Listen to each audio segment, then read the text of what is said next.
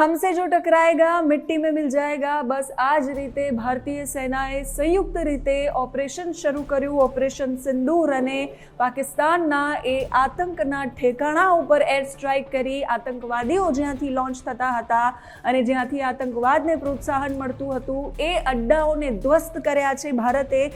9 જગ્યાઓ પર કુલ ભારતે એર સ્ટ્રાઇક કરી છે, રાફેલથી મિસાઇલો દાગી છે એ અડ્ડાઓ પર અને એમાં अनेक आतंकीओ मार्या गया छे एवा पण समाचार छे। आ बधानी वच्चे भारते ए पत्नीना उजड़ेला सिंदूरनो बदलो लीधो छे ऑपरेशन सिंदूरथी अने पाकिस्तानने कह्युं छे के आतंकवादने क्यारेय पण सहन करवामां नहीं आवे। दरवाजा पर आवीने तमे अमारा आ रीतना कृत्यो करशो तो एनो जवाब पण भारत आपशे। ज्यां सुधी तमे छेड़शो नहीं त्यां सुधी भारत तमने नहीं छंछेड़े, पण जो तमे छेड़शो तो पछी भारत छोड़शे नहीं। ए प्रकारनु भारते एर स्ट्राइक करी अने जवाब आप्यो छे ए दरेक आतंकीओने जे हजू पण विचारी रह्या होय के आगळ पण एवा कोई कृत्य करवा छे तो एनो अत्यारे ज भारते खात्मो बोलाव्यो छे। ए 9 आतंकना ठेकाणाओ ए जैशे मोहम्मद होय के लश्करे तैयबा होय ए आतंकना ठेकाणाओ पर भारते एर स्ट्राइक करी छे। एर स्ट्राइक पर दरेक भारतीय गर्वथी कही रह्यो छे जय हिंद। अने ए ज भारतना ऑपरेशन सिंदूर पर राज्यना पूर्व मुख्यमंत्री विजयभाई रूपाणीए पण प्रतिक्रिया आपी छे। विजयभाई रूपाणीए पहलगाम हुमलाना ए दृश्योने याद कर्या छे ज्यारे आतंकीए निर्दोष नागरिकोने एवुं कह्युं हतुं के मोदी को बता देना। ए वातने दोहरावीने विजयभाई रूपाणीए कह्युं छे के मोदीजीए जोई लीधुं अने हवे तमे पण जोई लो। આપણા પ્રધાનમંત્રી 56ની છાતીવાળા છે, આવું પણ વિજયભાઈ રૂપાણી બોલી રહ્યા છે। બીજું શું કહી રહ્યા છે સાંભળી।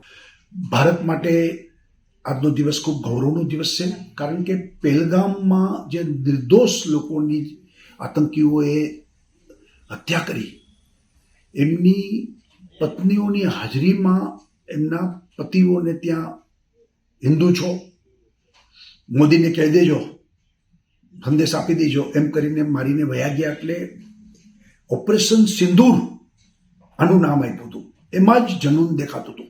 ઓપરેશન સિંદૂર નામ આપીને જનૂન, અને ભારતીય સેનાએ આજે જનૂનથી પરાક્રમ કરીને સક્સેસફુલી 9 અડ્ડાઓ ઉપર એર સ્ટ્રાઇક કરીને ઉડાડી દીધા છે। એ આપણા બધા માટે ગૌરવની વાત છે। હવે ભારત કોઈ વસ્તુ ચલાવી લે એમ નથી। ભારતના વડાપ્રધાન 56ની છાતીવાળા મોદી બેઠા છે। આ વાત હવે સાબિત થઈ ગઈ છે। અને અગાઉ પણ હું કોઈ રાજકીય વાત કરતો નથી, પરંતુ મનમોહન સિંહની સરકાર વખતે હોટલ તાજ ઉપર હુમલો થયો હતો, એ મોટો હુમલો હતો આતંકીઓનો, અનેક જગ્યાએ બોમ્બ ધડાકા થયા હતા, પરંતુ ભારત સરકાર તરફથી બદલાની કોઈ વાત થતી નહોતી। એને કારણે આતંકીઓની હિંમત વધતી હતી।